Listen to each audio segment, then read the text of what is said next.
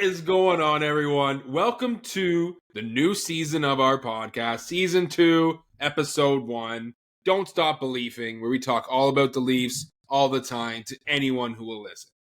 What's going on? I'm your host, Nolan Drinkwalter, and this is my co-host, Jackie Prinz, king of the tournaments. How's it going, buddy? Good, man. Good. I'm flying high right now in a haze, just kind of in autopilot mode, but feeling good. Feeling good on a Monday.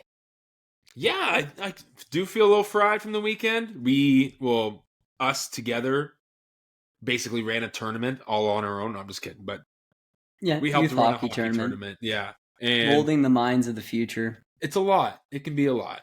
It's a lot. It's a lot. Parents are something. And so are people in general. Yes. But it was a good weekend at some points. Yeah, it was fun hanging out with friends. Yeah. And being able to bitch and complain together is nice. Solidarity. Oh, yeah. But new week begins, new season of hockey's coming up, and I am friggin' excited. But we're going to start with the big story. It indirectly has to do with the Leafs. First story of the brand new season, not even Toronto news. Indirectly, it could be about the Leafs. Yeah. But big story, Connor McDavid, McJesus, the hockey god of Canada right now, signs a 2-year deal, only worth $12.5 million a year. Yeah. What the heck is that? My mind's blown.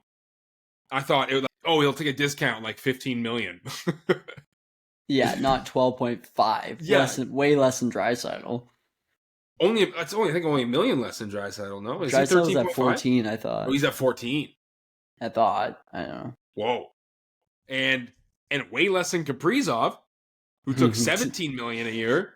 17. All the other people that are in free agency right now are like, he just screwed us. Well, yeah, I guess, but there's people like who just turned down. Well, Hudson was talking with Montreal, and that just totally screwed everything up for him because he was looking at Kaprizov and being like, oh, that's a good number. Well, I think he turned down $9 million, Lane Hudson. And it was about term that they were looking at that he didn't want, and something else, an RCA, to do with, basically, it's a retirement something fund, and you put the money into something else, like a trust. Yeah. And instead of him getting all that money at once, he can pull from that. So they're stuck on that because apparently Montreal doesn't want to play that way. So they're close, but I think he's around $9 million. He says less than Dobson, though. They want him to have less than Dobson. I think Dobson's at 9.5 right now. Yeah, that makes sense because Dobson's already proved himself. And did you see Lacombe from Anaheim turned down $9 million? Oh, no, sorry. Just got a contract for $9 million a year. Yeah. That's crazy. That's wild. But apparently a lot of people are saying he's kind of goes under the radar and does a lot of good things. So I knew he was good. I knew he was good. I just didn't. But again, everything's going up, right? So that's like an old $7 million contract, right? Equivalent. True. Like the sticker shock's wild. Yeah, it is. We got to get used to it because it's going up. I know, because then you look at someone like Jack Hughes, who will be a star of this league by the end of his contract, and it's only $8 million a year. Yeah. How crazy is that? Well, and that's why you see these bridge deals happening too, more and more too, so that guys can just keep re-upping. Oh, yeah. And that's why I'm happy, like someone like Nye signed for, 6 years for his contract? That's amazing. That's so good for us. Yeah, we needed that term on him. And even Tavares with the term, because now they're saying that the next year it's going to jump to $107 million, the cap. That's $3 million more than they thought before. Wow. So there's going to be so much money to give out, and then what you want to have a team that's under like long contracts, basically. Yeah, and I think, does McDavid's contract end when Draisaitl's does? No, because McDavid's is only 2 years. Draisaitl's is 8. Oh, he did the full long? 8. Yeah. Okay, so yeah, McDavid's basically saying, I'm going to give you a little window here. If not, I'm gone. Well, so he's got this year and 2 others. So he's 3 more years. And I think Draisaitl started last year, right? Yeah. Oh, no, sorry. It starts this year. His new contract starts this year. Okay. So, yeah, well, he's taken a page out of Sidney Crosby and Nate McKinnon and all those guys that have won. well, I think Nate McKinnon just had it at the wrong times, to be honest with you. He got kind of lucky. Yeah. If he was doing McDavid's, he would have signed for $97 million. Get the number in there. That's what you do. 9.7 million. He should have signed for 9.7 million. 9.7 continues. Yeah. So everybody thought it was more just hopefulness from the Leafs fans, but everybody thought he might be coming to Toronto. Like that was a chance if he wasn't signing at Edmonton. I could see it. We had the money. We were basically McDavid away from winning the cup. I think, though, the way he's doing it is to avoid a Mitch Marner situation where he gets hated by the organization. If he goes after these 3 years and the GMs, the blame's on the GMs, not him. You know, he can leave being like, hey, I gave them a chance. They didn't do anything. That's why I'm leaving. And I took you guys a team-friendly discount. And so they can't say anything when he leaves. And he can still get the bag after this, too. And he can 100%. And so it's a good look. Marner should have taken notes on how to actually leave a team properly. Oh, yeah. And speaking of that, Marner only makes Marner makes more than Marner only makes $500,000 less than McDavid now. Yeah. How crazy is that? Yeah, not even close to each other. Well, they were both on Team Canada together. Still, I don't think Marner's near the player that McDavid is. I agree wholeheartedly. I don't think anybody's close to McDavid. Yeah. Anyways, we will go right on to the Leafs now. Let's talk about the Leafs for a bit. There's too much about other teams. It's a Leafs podcast. Yeah, I think we should talk about the Leafs. So we got our opening night roster now set up for the Leafs. Right now, Cowan's not on it, which is weird. There's still a chance he could come back on the roster right now because they are really close to the cap. Just because they claimed Sammy Blais and Caden Primo from the Montreal Canadiens. But we're gonna start with the first line. Who the lines kind of came out. We have Nyes, left wing, Matthews center, and Matthias Michelli on the right wing. What do you think of that line, Jack? I love that line. I think that line's got a lot of potential, and I think he's going to settle in really well with Nyes and Matthews. I agree. And did you know Nyes gained 6 pounds of muscle over the summer? He's even bigger now. So there you go. A lot of the guys that put on a couple pounds this year of muscle, and then there's some guys that need to lose, lost, and they cut. So these guys are dedicated in the offseason. They were driven. Fun fact, only one person lost weight. Can you guess who that is? Morgan Rielly. Yes, sir. Nice. He's the only player on the team that lost weight. And I thought Tavares did too. Oh, well now there goes my fun fact. Sorry, did JT, why'd you just roll with it, man?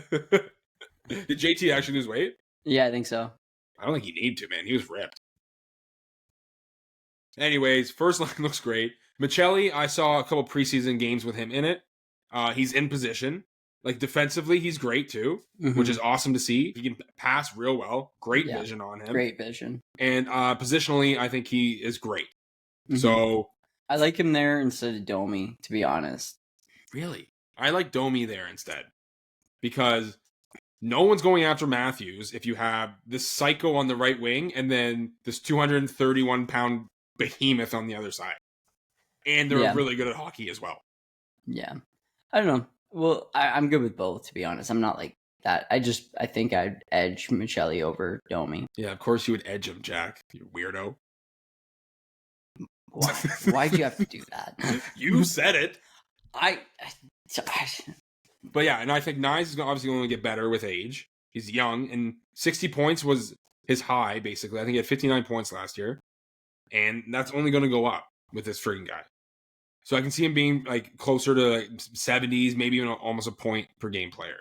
Being on the power play, being on this first line. And like, I just think he's only going to get better. So I'm friggin' excited to see this guy. Yeah, me too. And then we'll go on to the second line. We have JT at center, Bobby McMahon, Willie Nylander. We already know this line. We've seen it plenty of times before. Not much you can say about it because it's going to be the exact same. And it's a good line. You just hope McMahon produces.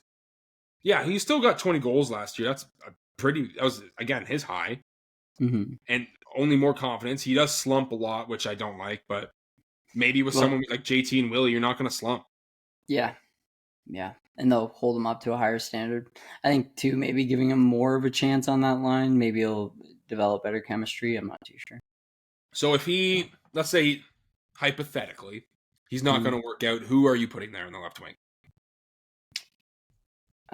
Spot Domi there. I don't know. Domi played with them last year. I didn't really like that line too much. I personally, Cowan. Really? I say screw it. Put him on the line with two guys that are very, very, veteran players in the league now. Like, Nylander's been there a while. The only thing is Nylander's defensive play kind of needs two good defensive players to balance him out. But I don't know. It could, you never know what you could strike lightning in a bottle, and it could be pretty dynamic on offense between those three guys. It could be. With the rookie flair, the young flair in there, and some young blood, getting it going. The reason I like Bobby McMahon there, because then JT doesn't have to be the one to go to the corners. Mm-hmm. And Bobby McMahon will go there and crash, and JT can sit in the slot, and his shot is his best asset right now.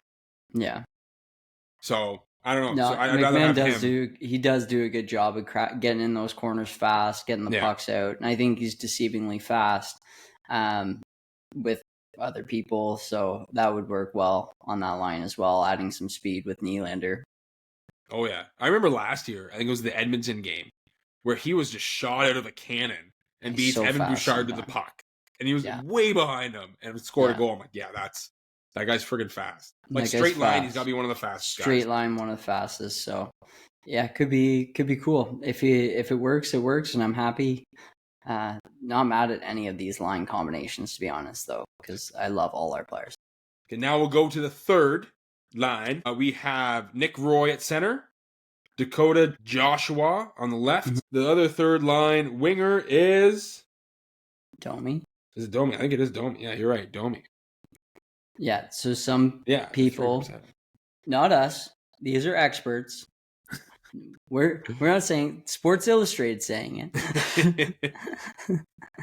ESPN says it. ESPN says it. Maybe one of the best third lines in the NHL is what it's being called so far. Already? And that's not me saying it. That's other people saying it. I think what they had before I liked better. It was Dakota Joshua, Nick Roy, and I think I'd want Bobby McMahon on that line. Yeah, I think that's when they were calling it best line. Yeah. It was with McMahon on it. That would be a pretty, it is so hard because I do want Bobby McMahon on that second line too. But those are three big bodies on that third line. Yeah. With maybe a little scoring touch there too. Yeah. And I don't know, all new guys, Nick Roy, he won a cup already with Vegas.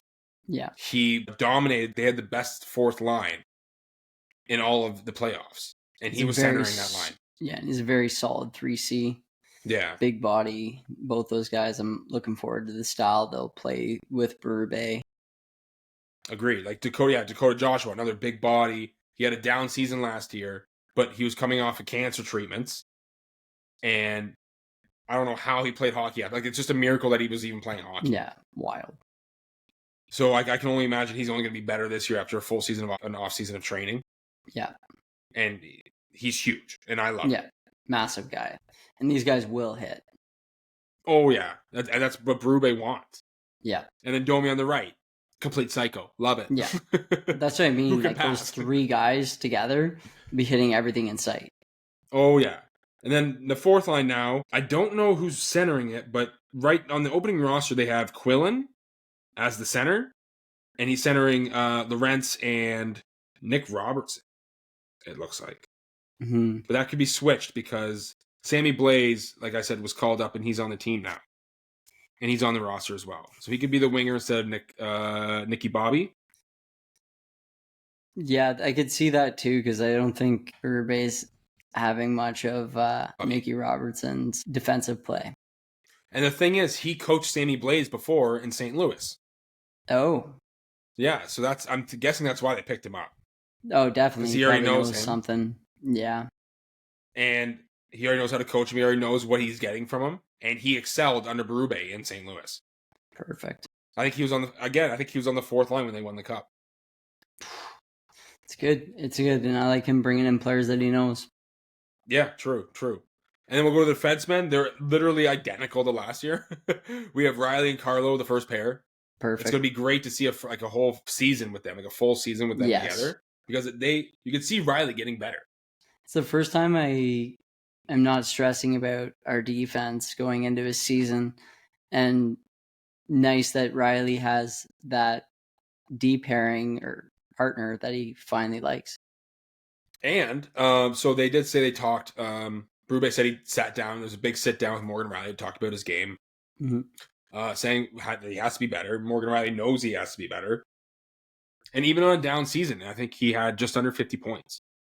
Well, now his kid's getting a little bit older, so he'll get better sleeps at night. And the sleep schedule is going to... Yeah, he's kind of got the routine down now. It's not as new for him, so that'll make a difference too. And it takes a whole community. Hopefully some of the other Leafs will take some babysitting days for them, so him and Tessa can go out. Get some sleep. Yeah. Oh, no, sorry, yeah, sleep. Don't go out. Yes, sleep. Look at Easton Cow. So what he should do is get Easton Cow to stay at his place, so he can babysit, but he also gets room and board staying there. It's a smart play. Yeah. I should be a head coach. Just telling people, guess what? You're going to take in a kid. You're going to adopt a Maple Leaf. Have fun. And then, so that's first line. And honestly, I was shooting this horn. I am never down on these players. I don't hate a player on this team, actually. Not one. Not one. This team is becoming more likable by the second. And I love it. And it's already started that people are having Morgan Riley be their whipping boy this year. I've already seen in the preseason games. Preseason doesn't matter at all. It doesn't matter at all. And somebody was putting out it was like, the worst players of the preseason. Morgan Riley was like on one of the lists. I'm like, this is the stupidest shit I've seen in my life. Just go out and shoot a few pucks. Who cares? Nobody gives a shit. Yeah, it doesn't mean anything. And unless apparently if it's Tampa or Florida. Jesus. But yeah, and as the season went on, you could see him getting better. You saw that he got better on long trips. But also his playoffs were so good. Yeah.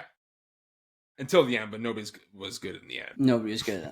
Yeah. But yeah, he dominated the playoffs again. And that's what we got playoff Mo. Yeah. And I think the guy that actually steps up in the playoffs. We need those players. And I understand why everybody's hating on him. Yeah, it's so stupid. Doesn't deserve it. No. And then second line, we have Jake McCabe and Tanev again. So great good. shutdown pair. So good. I don't want to be out against those two guys. No. One block shots, one's mean. Yeah. I like when Jake McCabe gets angry. Yes. It's awesome. And then our third line, we have OEL and our third pair, OEL and Simon Benoit. Love it too. And he's back. He's back, baby. And Philip Myers is the extra on that. Who's also a great defenseman. Yeah. I don't know. Do you like him or Rafai better? I love Rafai. Yeah. He had a good preseason. It's hard to say that when I just said. You see Rafai fighting and stuff and pushing guys around. Awesome. Yeah, I thought that game against, was it Montreal that all that happened? Ottawa. Against Ottawa. I'm like, oh man, this is bad. And then I watched the Montreal and Ottawa game. I'm like, whoa, this is bad. And then I saw the Florida and Tampa game. I'm like, okay, it literally can't get worse than this. No, I think that's the craziest. But so many injuries too in preseason. Crazy. Oh, yeah. But not even on, during the preseason games. A lot of players got injured just practicing. Oh, yeah. And we're talking about practice. Like Barkov. Those are kind of the scariest injuries, those non-collision ones. Oh, I know. Because Barkov had to get surgery. I think it was both ACL and MCL tore. Yeah. Oh, nothing play. And he says he's going to be back for playoffs. Oh, of course he is. Which is going to be insane. And he's one of those guys that can just pick it right back up. He can just will it. He can will his need to be better. Yeah. And then, so we'll get to who's got sent down, who's out, who's injured. Mm-hmm. Joe Wall, we don't know what's going on with him. He took some personal time, and obviously we're not going to speculate because this is a man's life, and he gets to do what he wants. He can have private time if he wants. But we're going to be missing him, and I think it's going to be a while because they picked up Caden Primo off of... I guess I missed the goalies. We picked up Caden Primo off of waivers, the goalie that got sent down from Montreal. Yeah, but Stolar's signed, and that's a great contract. And we got Stolar's locked down, so great there. And we got Wall signed, and I love our goalies so much. So do I. Way less than I thought Stolar's was going to get, too. Unbelievable. Best save percentage in the league. For the last 2 years. Yeah. Just wish he didn't get injured. In the playoffs, could have been a different story. He's a little injury prone. I think that's why. Yeah. He's never played more than 35 games in a season or something like that, which is crazy. Yeah. And so ride him hard at the beginning. Yeah. What was it? 4 by 3.75, I think was the number. Yeah. Which is so low because I thought it was going to be $5 million. He could have got 5. Easily. Somewhere. But everyone's buying in, man. Everyone's taking team discount. JT set the example. It's funny you say that because he set the example the first time as well when he took the $11 million. And then all the younger guys took money after that. And now he's like, ooh, I got to fix this. It's good to see. I like it. Scott Lawton's out week to week. He got a puck in the shin or in the leg. I'm guessing it's a broken bone. Yeah, that's a tough one for us. He was playing so good. That line in preseason was so good. Let's talk about that line. Lawton, Cowan, Lorentz. Unbelievable. I would have loved to see that line in a regular season game. Oh my gosh. And I think it's going to happen this year. Yeah, so something to look forward to. Might not see it off opening day, but these are things in the middle of the season, whatever, that can change your momentum and bring new life into. Yeah, exactly. So we got that to look forward to, which is nice. So I do hope Cowan does get to start the first game. I know he wasn't on the opening roster. That can still change. It's just he earned that spot. Yeah. I know people are saying, oh, he should be down in the HL first set, so he gets more minutes and he gets to develop and be on PP1 and blah, blah, blah, blah, blah. But I think he already has the skills of a first and second line player.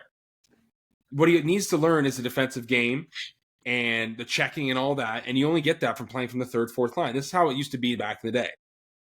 I think players develop differently. And this is one path you can take. You start the fourth line, you play good, you move up to the third, and so on and so forth until you hit your ceiling.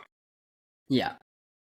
I agree. And I think why not start him for a couple games at the beginning of the season, give him a little bit of taste, and then send him down. There's no harm in that.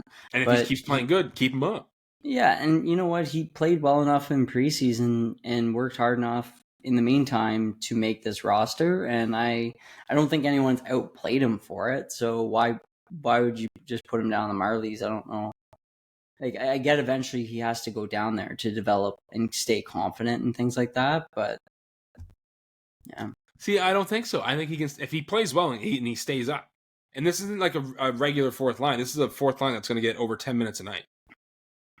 Well, and the same thing, when Mitch Marner came in, it was the exact same year. He wasn't eligible to go back to junior. Neither is Cowan. And last year, Cowan broke all of Mitch Marner's records in London. Yeah, he's a better and Mitch Marner had a great season when he played his first rookie year on the Leafs. He did play his first year in the HL, though. Marner did? Yeah, he did. Really? Yeah. He has I don't think it was a full season, but he has 50 games in the HL. Really? Yeah. So that's what they're going to have to do with Cowan? Yeah, it depends. I think you're right. Give him some games in the show at the beginning. Or do you wait for Scott Lawton to come back? And then Cowan is all not, and then because that line did so well? Or do you give him that spot because he earned it? And just throw in a different center who I wouldn't mind seeing Quillen up there with him. That'd be kind of cool. Quillen, Lorentz, and Cowan. But I don't know if Quillen's earned. I don't think he has earned what Cowan has earned. So next, James Reimer. They got him playing London Knights 2015-16. And then he was on the Toronto Maple Leafs the next year for 77 games played. So no, he did not play in the minors. He played 5 games. 4 games down. They don't even have it on Hockey DB. So there's no Marlies games at all? No. Wow. I thought he did. Maybe I'm thinking Nylander played down in the Nylander did. Marlies, yeah. But Marner didn't. And I'm saying okay. So there's your comparable. And Marner, he beat Marner's records. And Marner, what line did he start on? Marner, the third line. Yeah, and he had in his first season, he had 77 games played. He had 61 points. Wow. 19 goals, 42 assists. Wow. Not bad. So not counting us to beat that record. Yeah. We have to play him up. Put him in. Yeah, so Marner, I think he was on the third line for part of that season as well, before being moved up. Because that would have been the year before Matthews came in. Same year. Matthews and Marner came in at the same time. Because that would have been his D+1, because he went back for a year. Right. Okay. And Matthews came right in. Gotcha. So they were on a line together then, in the third line. That's who it was. Wow. Mm-hmm. Wow. It's a good rookie line. Great rookie line, yeah. Those are some good players, you know that? James Reimer signed a PTO with the Leafs, played period. And then basically, against Detroit, got 4 goals against, and now his PTO is over, and the Leafs let him go. Yeah. Would have been fun, but the nostalgia was there. Yeah. But he has lost it. Yeah, they got Kate Primo. So, again, worried about Joe Wall. Hopefully he's doing well and everything's going good. That's all. Exactly. You just hope that he comes back and we can get the duo going again, the two giants, and get that team full and together. So when Wall does come back, what happens to Primo? Do they just waive him? That's a good question. You'd probably know more than me. Could waive him, or they could keep him around as third string goalie. Yeah, I don't think you keep up a third string goalie. I think you always just have the 2. I thought they're changing that rule because they want to get rid of e-bugs. Yeah, so when you go into a new town, you sign a third goalie who comes with you, but it's really, I forget the exact rule. I'll have to look that up. I'll do that for next pod. David Kampf was sent on waivers. He cleared. So I don't know. At the same time, Scott Laughton gets hurt. They send Kampf down. I thought he'd be the one replacing him on the 4th line. They must have really lost trust in him to be sending him down. Yeah, it's so confusing. Or I wonder if they're making it a more easier guy to trade, because now he got sent down. He's in the HL. That's an easier person to trade. It's more tempting to get him because of that, because you can bring him up and send him down without going through waivers. Yeah, I don't know. And I don't know. So I do hope they trade him. He had a 300-game Ironman streak going at one point in his career. Yeah, and he's very consistent. Like, what you get from game in and game out is very consistent. I'm sure there's some teams in the league that could use a 4th-line center that consistent. I think that was the problem, though. His consistency was 0 points. He was an offensive black hole. Yeah, he's not producing, but he's also very good defensively, which is kind of what you want for a shutdown. If you're going for like a shutdown 4th line, and that's your whole role, is okay, our 4th line's just going to go and shut down their like top 2nd line or something like that. Well, but if you're sending a center out to shut down their top line, who are you sending out in the Leafs? Right now? Yeah. Or ever. Ever? But you got options right now. I know, but I'm sending out Austin Matthews. Yeah, you can send out Austin Matthews because he took on Barkov and them 1-for-1 last year, and I thought he did. I think he did not come in on top. I think he was better than Barkov. I thought he was better than Barkov. And like for the first couple games, that line dominated them. So Matthews does have that skill set. I think healthy Matthews coming in this year is just going to be totally different. I think he's going to remind a lot of people of why he is the Rocket. Yeah, exactly. I think there'll be a lot less slander towards him after this year, because I think he's coming back hot this year. You got to think, this guy that was like, people were arguing the year that he got 69 goals if he was the best player in the league, and he just was injured all last year, so he didn't play great. No. Do you think he has a tattoo that says Mr. 69? No. I would totally get one. Well, like, what happens if you get 70?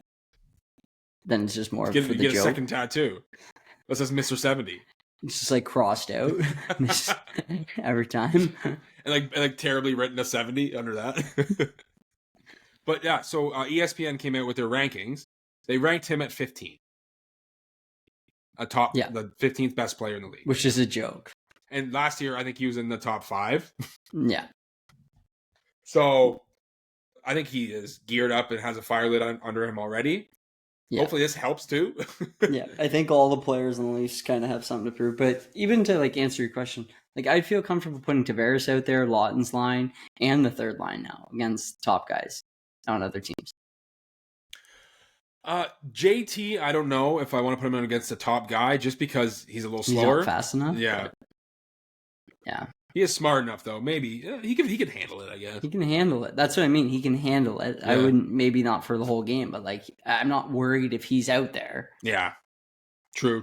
Me as well. But he's also flying this year. Have you seen him in practice? He looks fast. Does he? Well, you said he lost weight. Yeah, that's what I'm saying. And it's probably just fat, no muscle. He probably gained muscle, lost fat. Yeah. 1% body fat. Yeah. Actually, one more thing. Max Pacioretty has retired from the league. He will not be playing this year, and we will not be getting him back. It would have been awesome, like if he was a pickup in January or something for the Leafs, and he played like 20 games in the season, and then came back in the playoffs just like he did last year. I would have loved that. He's actually gonna be missed because I liked him last year in the playoffs. Yeah. But good for him retiring. He now has a job at Michigan State because that's where he was living all last year. Detroit, right? That's why everybody was thinking he was going to go to Detroit. Yeah, but their lines are full already. So other players that were sent down, we have Henry Thrun, like an 8th, 9th defenseman for the Leafs. I think he will see games this year. He actually had a pretty good preseason as well. Dakota Mermis, another 8th, 9th defenseman, also could see games, but I think Thrun will be called up before him. Easton Cowan got sent down, but he will definitely be either in the starting roster or he's definitely seeing games this year. Matt Benning sent down as well. I think he's like pretty low in the depth charts for bringing up D-man. If he's being brought up, we got some other issues, like a lot of injuries. Yeah, but honestly, watching him play in the Marlies, he's good. Mm. And he could step into as our 6th or 7th D. And I don't think he'd be as much of a vulnerability out there. I don't think he'd be lighting it up or anything, but I don't think he's going to be that out of place. Like, he does have a lot of NHL games under his belt. Yeah, that's what I mean. So the skill gap level, it's not that large. So, which is a good thing. You want guys that can do that. Well, if you look at the defensemen we have for the Marlies right now, we have Rafai, Thrun, Mermis, Benning, Cade Weber. We have Villanueva. I can't pronounce his name. Villy is his nickname. Yeah, William Villanueva. Yeah, him. So, like, we have a decent depth in defense. Benning had that big blast of a shot in preseason too, scored a goal. Yeah. Oh, yeah. So, but again, like, where is Benning on that list? Like, are you taking Rafai up first? No, yeah, 100% you're taking Rafai up first. Are you taking I'm just saying if you're saying, oh, if he comes up, we got problems. No, yeah, because a lot of defensemen are going to be down because if he's coming up. Yeah, it's true, but it's a good. But like it means our Marlies are very talented, which is what you want. You want a good Marlies team that does well, that's very competitive, and brings their skill level for your developmental guys up. I think they're going to be good this year. The Marlies. I'm pumped for the Marlies. Like they're first and second centers. We have Luke Hames and we have Jacob Quillen. Yeah. That's a good 1-2 punch. Yeah, and Shaw's still there. That would be the veteran presence on the team for them. Yeah, and you're looking at our D like Rafai, Benning, Villanueva. And then we have Akhtamov and Hildeby. And Mermis. Yeah. Yeah, that's what I mean. And Hildeby, I think it was OEL quote about Hildeby and was just like, this guy's very talented. And so he could be a future, goalie in the league. I think he will. I think he just needs to get a little more structured in his net. Because he can swim. Other than that, because I think before he had his size to back him up, and his athletic ability. And then now I think if he just gets more of a structure in his net, he's going to be a really good goalie. Yeah, it's a really good point. I would say that it was a huge improvement from the year before to last year. Was that because we watched him play 2 years ago in the Marlies, and he did let a lot in and was out of position a lot. And last year was a lot better, more calm in the net. You got to get more Carey Price, like where you're just like so patient, let the game come to you rather than you attacking. And he was very attacky 2 years ago, and he was a little bit last year. But yeah, the more he calms in, like you said, that will be good for him. And he's so big. Oh yeah. And my comparable is always Ed Belfour, because that guy was so freaking like just stop, like no flash, no nothing. It was just so calm in the net, and that's like Joe Wall for me. That's what he looks like to me, and when he's playing that, and he's like on his game. He's like an Eddie Belfour. He doesn't move. He's just like there. And apparently that's the way like NCAA goalie coaches are training their goalies. Like for them playing that's all about angles and structure and being in the proper position in your net. Yeah, let them make the good shot. Yeah. Don't overmove. Just take up majority of the net. But which is crazy because he also has that athletic ability to back him up just in case. Like a couple of staves are just coming across were wild. So yeah, and Ben Danford, he's back in the Oshawa Generals. So they think he will be the captain of the team. They were in the playoffs last year. I think they lost in the first or second round, but I can see him upping his game. Like he looked decent. Yeah, I think they lost to London. Like a Muzzin light, basically, in the preseason. And I would love to see if that's the role he gets eventually, is like a Jake Muzzin, Chris Tanev kind of position. Yeah, it'd be perfect for when those guys are kind of getting older. The only thing I've heard is if he needs to get a little meaner. He has a mean, he's a little meaner, and he will be amazing. Gotcha. So, Jack, what are your predictions on the Leafs this year for standings? Where do you think they're going to end up in the Atlantic and in the East? I think they end up in their division anywhere from first to third. Okay, that's two. I need an exact number. We're going exact numbers. Really? Yeah, I want to see how close you're going to get. I think we're going to write this down. We're going to go back to it. I think they come first. Why? Because Tampa hasn't really found their game yet since they got kind of split up from the Stanley Cup playoffs. Plus, their Hedman and those guys are getting a little old. So, ever since they lost Stamkos, that team hasn't been the same. I still think Tampa makes playoffs, but they're not. And I see Montreal and Ottawa getting better too. So it's going to be tough. Buffalo's still out of it. I don't see them doing anything. So it's basically Montreal and Ottawa fighting for that fourth spot. And I see Florida coming in second because they don't have Barkov this year. And to Chuck for half the year. And so I don't see them. I still see them making the playoffs, but I think Leafs with their team healthy is very, very good team. And I think they're a more well-rounded team this year without Marner. They're less high-skilled running gun kind of team and more structured and well-balanced team with less egos. One less ego. Is that what you mean? Yeah, makes a difference. Is that what you're trying to say, Jack? Maybe. I agree. I think they actually end up first as well.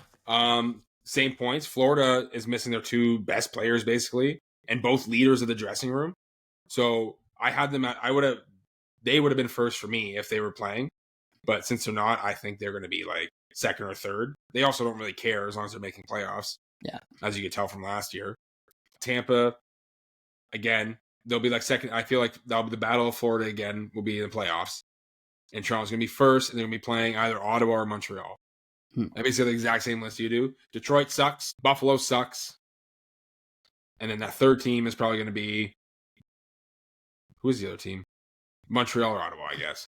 Yeah, you mentioned all of them. Yeah. Yeah. But yeah, like Toronto's going to be a good team. Like everybody's saying they're going to take a step back, but I don't see how. You're missing... I understand you're missing a big piece who was penalty kill, power play, and all that. But now you have other players who can step up. And people think Austin Matthews is going to do worse, but if he does worse, then he's not the $13.5 million player we need on our team. Yeah. He should be able to handle his own. Yeah. And for part of 2 years ago, he played with Bertuzzi and Domi for half the season. Yeah. And they looked and amazing. Did quite well. Yeah. Neither of those people are Marner. Yeah. So I can understand people saying this team's going to take a step back because Marner did do a lot for this team. Mm-hmm. But even if they do, the other teams are also taking a step back with injuries and just getting older as well. Yes.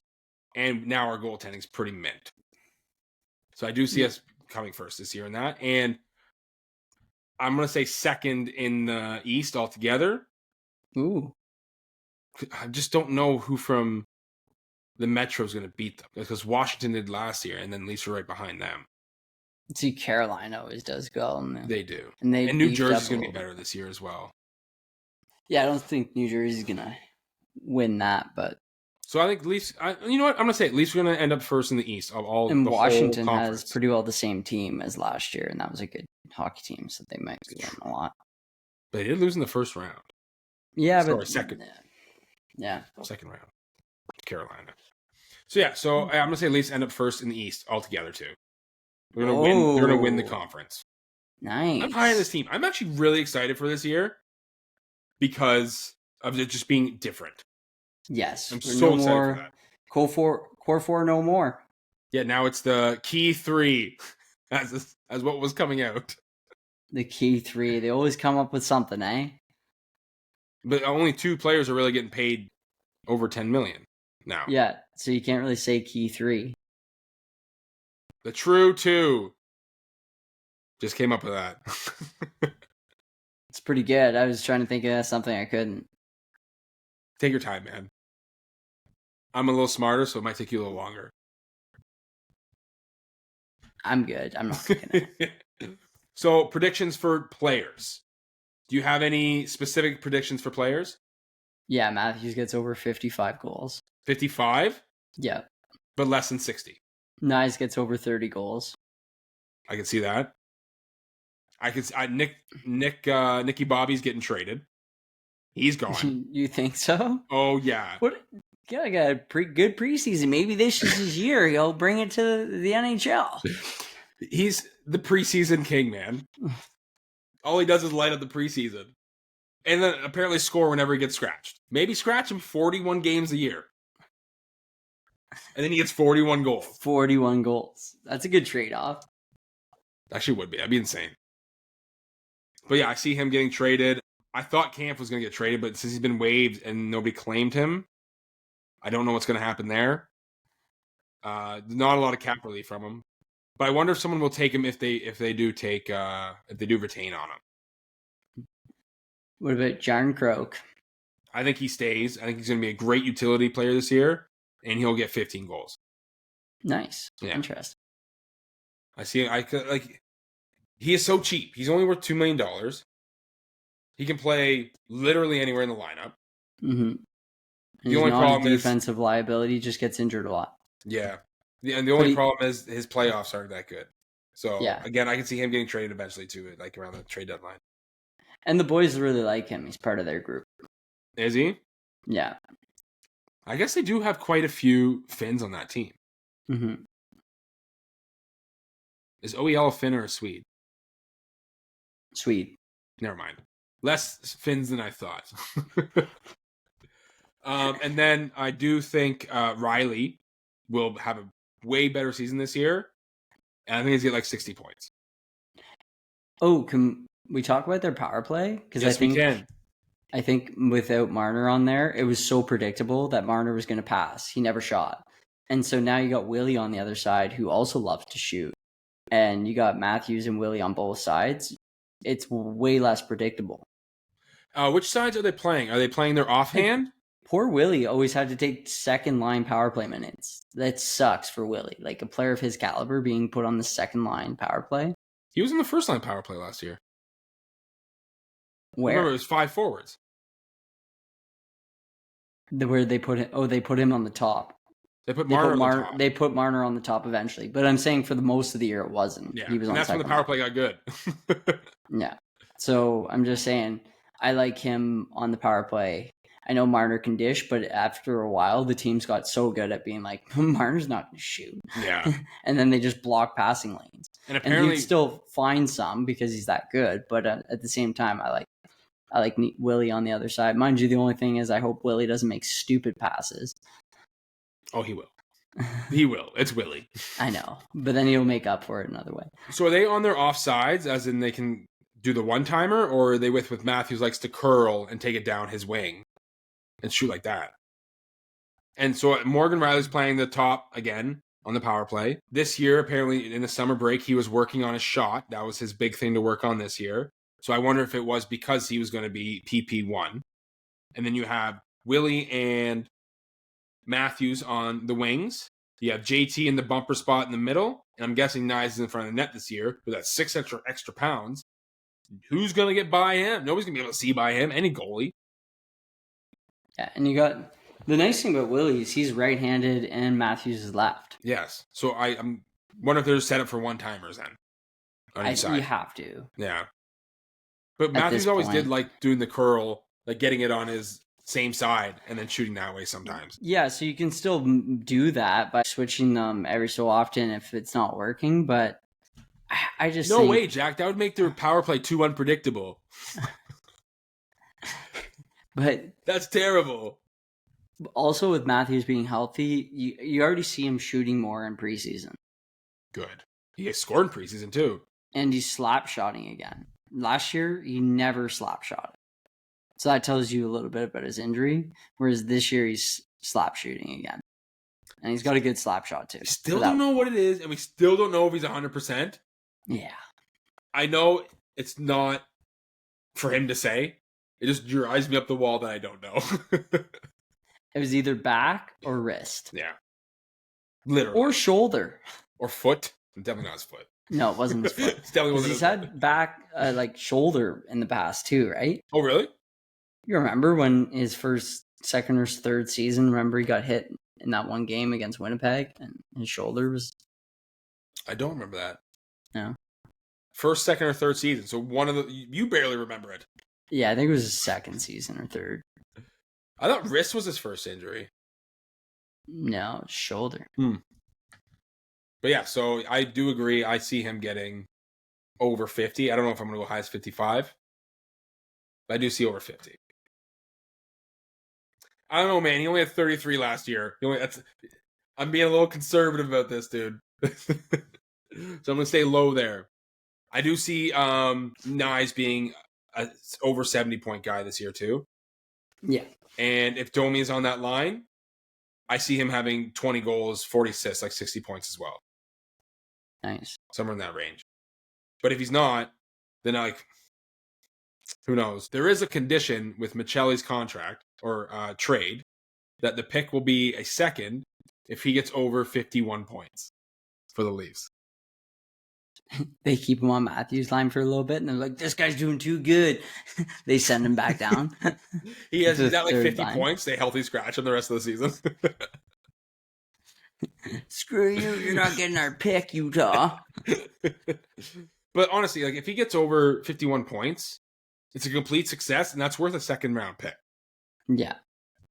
So I'm okay with that. If he's playing third line, and if he's on power play 2, I'm guessing, I don't know if he's reaching 51 points.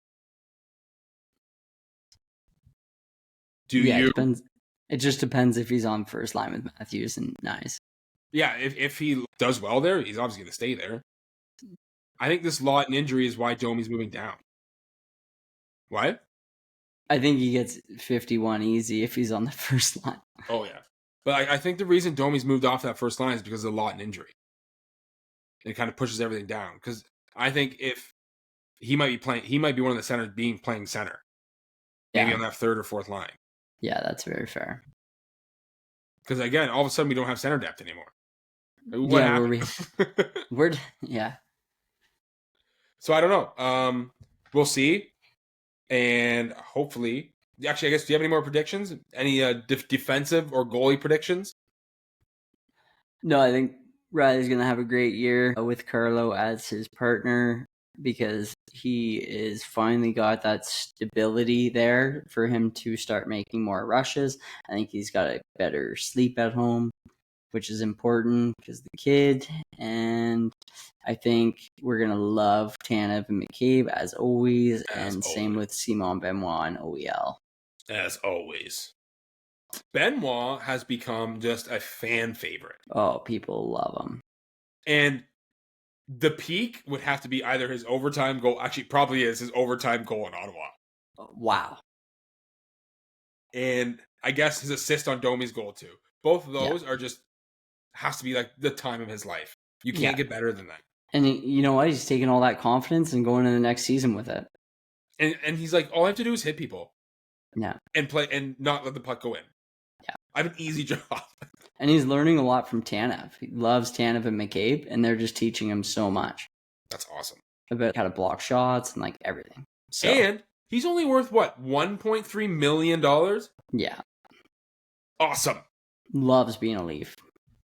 Oh, all the guys who love being Leafs now is awesome. Oh, it's so good. And all the guys love each other. You watch them in that golf tournament, all the highlights from it. The boys are a cohesive group. Synergy. What they need to do is take a page out of the Blue Jays playbook, because I've never seen a more friendly bunch of guys. And like the stories have been saying about how close this group is from the Jays is insane. Biz told a story when when Fleur was in the finals. He heard a story that all the guys were sauning together, like the whole team, all of them naked in the sauna together. And he's like, that team's going to win because like all those guys are boys. And you want guys that are just like that close to each other. I know. And I hate, yes, that's what you want. I'm like, if I was a Florida fan, I'm like, oh, that's sick. I love that. But because I hate them so much, that bugs me even more. that they like each other. But that's what we got to create with the Leafs. They got to get them showering together. So we have to get in there and shower with them. Yes. Yeah. Yes, that's the plan. But no, I mean, as the podcast goes, I'm excited for this new season coming up. I am already at mid-belief with this team. I'm at 50% belief, and that seems high already. I don't know if I'll be able to handle it when they get into playoffs. We'll see, but I love this team. I want to like this team, as in like these players. And from what I've seen, I do. But I feel like there's a little more they need to give. I need to see a little more personality. I need a little more likability. And I'm not trying to put people down, and we're not going to talk about how Marner left and all that stuff. No. But he was a great player. He was not the most liked person. No. And we need heart. We need heart in big games, and that's what we got hopefully this year. And I'm so pumped for this year. I say it every year, but like this year is the first year where there's no players I don't like, and I think under Brew-based style, this group of players can go so far.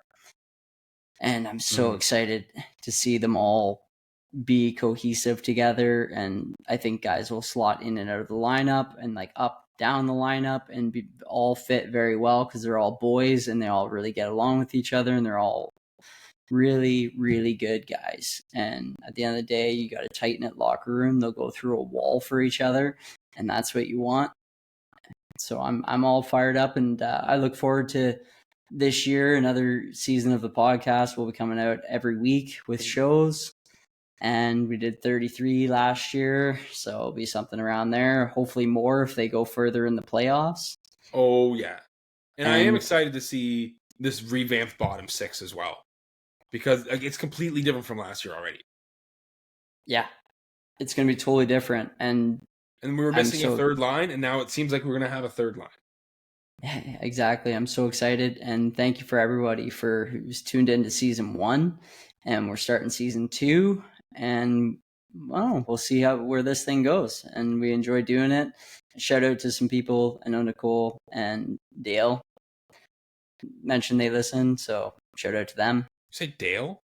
Yeah, Kimball. Oh, wow. Nice. Hey, Dale. Yeah.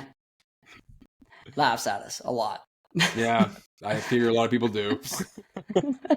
But hey, they're listening and they're enjoying it. Not laughing at us, they're laughing with us, Jack. Yeah, exactly. But yeah, it's going to be a great season. And honestly, I thought this episode was going to be a half an hour from what I've written down. And we're already close to an hour. So this season's off to a bang. It's a great start. And the first game's going 2 days from now on Wednesday, a home opener against Montreal. And I couldn't be more excited. And that is going to be a fun game to watch.